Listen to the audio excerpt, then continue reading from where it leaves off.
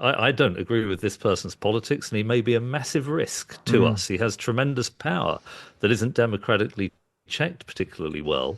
But to denigrate the capacity of this person to come up with ideas and operationalize them, I'm quite surprised by. Where there have been staggering appointments, some might say, overnight and yesterday.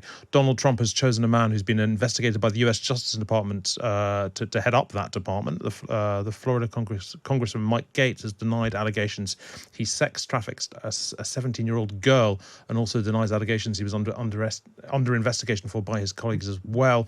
Trump has also chosen the former Democratic Congresswoman Tulsi Gabbard to head up national intelligence, and confirmed Marco Rubio, a less dramatic choice than all the others, shall we say, as his nominee for his Secretary of State, or effectively Foreign Minister. Manveen, what do you think about all of this? I mean, basically, I think where I start from is that a lot of people seem to have kidded themselves that Trump's going to be completely different this time round. And then the nominations come along and you're like, oh no, he isn't. I mean, in a way, he is, because last time round, he had the same rhetoric, he had the same opinions, but he didn't know how to govern. So he surrounded himself with people who he thought he did.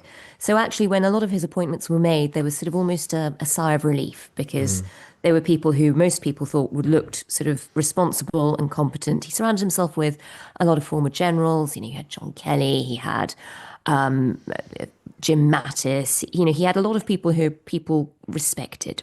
He deferred to experts. You know, he had sort of people coming in from the State Department who knew quite a lot about Russia relations, for example. He had Dr. Fiona Hill advising him on foreign policy. He's now gone for the frankly wacky. You've got Tulsi Gabbard, who is not only massively pro-Russia, but likes to peddle conspiracy theories. She went to Syria a few years ago and talked about how wonderful she thought Assad was. And this is a man who, you know, America as a nation has warned. Obama's famous red lines, you know, it wasn't a great moment for American foreign policy, but is no great friend of the country. She seems to revel in taking hugely controversial sides when it comes to American security, and yet she's now going to be in charge of American intelligence. You've got Matt Gaetz, who even most people in the Republican Party have a real problem with. To describe him as a maverick would be unfair, because unfair to Top Gun, yeah, would be unfair to Top Gun. I mean, he's faced criminal charges himself. He was one of the few who flew out to be Donald Trump's cheerleading team when he was in court. He's clearly been given a job where he can make sure that Donald Trump and all of his friends don't face criminal charges. It's a very weird moment for a country that, you know, is supposed to, and for a party, the Republican Party, that's supposed to care about law and order, to have a man who has flagrantly, ignored the laws himself, is hugely controversial, is thought of as a flamethrower even within his own party. And is now going to be in charge of law and order. Matthew, is there an upside here, that the fact that we're getting, I'm doing my best, but the fact that it's such sort of full throttle Trumpism, no one will ever be able to say that the problem with Trumpism is that it was never properly tried, because this is Trumpism that is, you know, sort of going full guns, red in tooth and claw. Is that a positive in any possible way? There could be a big upside for the West, and but it could be a downside too. It's a very interesting natural experiment. Elon Musk is going to co-head the department which is looking at government efficiency alongside Vivek Ramaswamy. The size of the state has grown across the Western world, including in America, over the last 50 years. The regulatory state, the size of the state when it comes to influencing the private sector through central banks, the number of vertical command structures is now enormous in the federal government in America, but also here. And the productivity of the state has declined.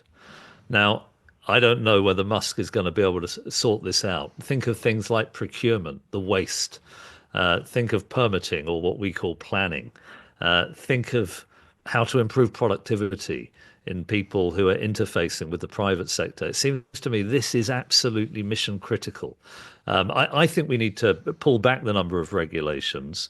I think Musk feels the same way, but Reagan wanted to do that too. Trump in What, his first term wanted to do it, but Matthew? failed. What The makes regulatory state. what is it about Elon Musk that means he might even be remotely qualified to do this? This is what I struggle with. The one company he's sort of slashed to the bone, which is Twitter, is he's rendered completely dysfunctional and unprofitable. And while he's like sort of made sort of fantastic advances in technology and with SpaceX and so on, he's done that because he's just got so much money, and he's got so much money because people speculate on Tesla stock. I'm not seeing what the magic thing is here he's got beyond being a very shrewd businessman. What am I missing? Well, I'm slightly surprised by your description of Musk, who's created Tesla, SpaceX. Well, he didn't create as Tesla. the Starlink. I mean, he's done very well with Tesla, and he certainly it's sort of encouraged Tesla. But I mean, even Tesla's success is a lot. I mean, you know, Tesla's stock price is like more than the rest, I think, of all car makers in America combined, and that's not on the basis of the number of people who buy Teslas. It's because it's become a speculative tool, a bit like Bitcoin. I mean, I'm not saying that Then why not start shorting Tesla stock? Because you could make an absolute fortune. Because that would be mad. I'm not saying that the richest man in the world hasn't done very well for himself. I'm just saying I'm not sure what his particular kind of sort of state efficiency credentials might be. But if you think that Tesla is a speculative bubble, there is a way to test the hypothesis by shorting Tesla stock. The market might be wrong. Markets sometimes are wrong. There are such things as speculative bubbles. But he's run Tesla. He's created SpaceX. The technology, I think, is impressive. As I say that as an outsider, watching a rocket reverse parking into a gantry. It's amazing, isn't with it? remarkable precision. He has created a company called Neuralink, which is seeking to interface humans and machines. He's involved in a large language model along the lines of ChatGPT to denigrate. I don't agree with this person's politics, and he may be a massive risk to us. He has tremendous power that isn't democratically checked particularly well. But to denigrate the capacity of this person to come up with ideas and operationalize them, I'm quite surprised by. Well, I mean, there's ideas and there's ideas. It wouldn't be unfair to. I don't think it'd be unfair to describe him as the Leonardo da Vinci of our age, except unlike Leonardo, he's actually created vast equity value. The market may be mispricing his assets, but nevertheless, there is a wisdom of the crowd in market pricing. And as I say, you can short the stocks. But anyway, I think it's worth having a disruptive. Again, it might go horribly wrong. It's a natural experiment. But what I would be doing if I was Keir Starmer is I would have people watching extremely closely to see who Musk appoints to try and trim down the state, because the administrative state is just not working in Western countries. So I think this could be a very fraught, potentially dangerous, but given that it's happening, something we should observe very, very closely. Manveen, last word to you. I mean, despite his many other sort of astonishing talents. I mean, I wrote a column about Musk, I think, last year, where I basically talked about him currently being the main character in human existence. Do you think he has the skill set to completely remake the notion of a Western state, or do you think that might be heading towards either a disaster or just not very much? Terrified by the prospect, to be honest. When he went into Twitter, he fired a lot of people. Now, it might have been because it was a bloated company, but also he tended to fire them depending on their political views. If he thought they were too liberal, they were sacked. If they were raising questions about Twitter's policy and whether it should be allowing racism outright on the platform, they were sacked. My fear is there's already sort of so many indicators that Donald Trump wants to start sacking civil servants who don't agree with him politically, that I worry about how that changes the state, and it changes it for far longer than Donald Trump will be in power. The American state, like many others, is hugely bloated. That's partly because they have this mad, the system of states and the federal system.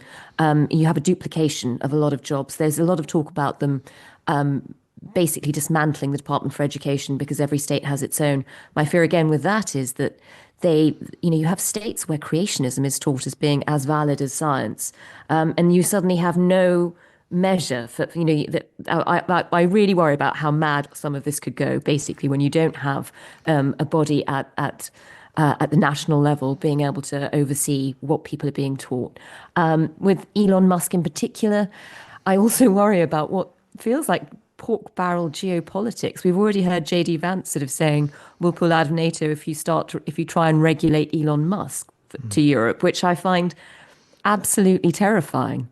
None of this sort of feels like old-fashioned state politics anymore. This is very much about special interests, and they couldn't be more emboldened. And I think for most of us who worry about where big tech is going, all of that's very alarming. Yeah, well, I mean, I've written a column about pretty much exactly that this morning, and I sort of say it looks a lot like old-fashioned sort of plutocracy, but kind of more so. But, many views, lots of people getting in touch about that. Maybe I'll come back to some text on that a little bit later.